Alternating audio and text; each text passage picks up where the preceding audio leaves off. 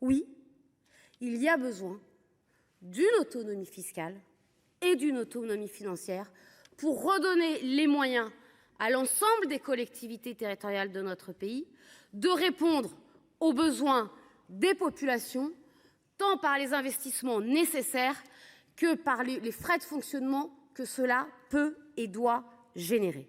Parce que, monsieur le ministre, de quelle liberté parlons-nous quand vous avez, dans un certain nombre de communes de notre pays, des DGF équivalentes à 0, quand vous avez, dans un certain nombre de communes de notre pays, des capacités d'autofinancement de quelques milliers d'euros à la fin de l'année?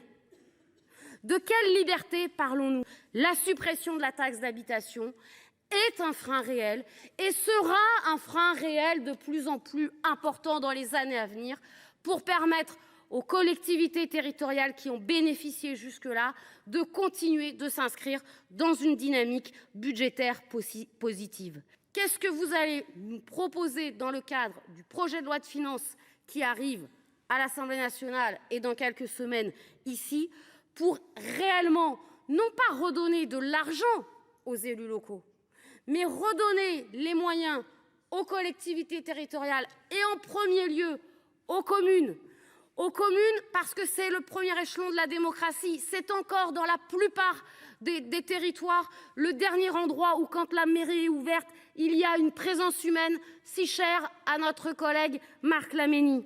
Et oui, il y a une urgence. Il y a une urgence parce que la fracture sociale, la fracture territoriale, cette double fracture, elle s'accroît. L'hiver sera dur pour nombre de ménages.